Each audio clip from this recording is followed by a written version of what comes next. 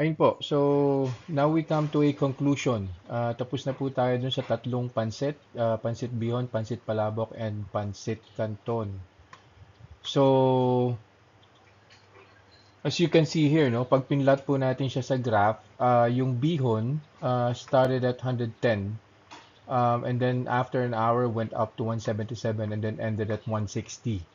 Palabok started at 106,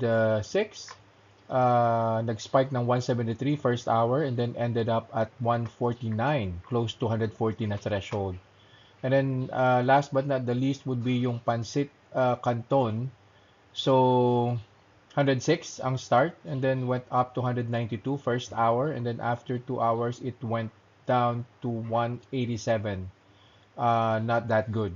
I think yun yung pinaka worst amongst the three pancit that we've tried eating. So if I'm going to take note of the after 2 hours, ano ba yung blood sugar level?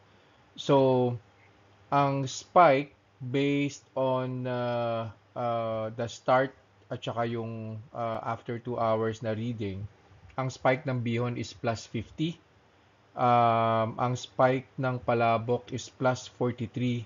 And then as I've mentioned, yung worst amongst the three pansit would be yung canton. Ang spike niya is 81 units. So imagine from 106 all the way up to 187. So wala po ako nire-recommend dun sa tatlong pansit, no? Though yung palabok medyo nandun siya sa borderline 149, pero again, I would be very cautious about eating any of the three pancit because it could, it could lead to blood sugar spike. So I'll see you guys next time. Magta-try naman tayo nung lomi, sotanghon, and the miswa. So lahat sila may broth and we'll see kung meron ba tayong po pwedeng i-recommend out of those three dishes.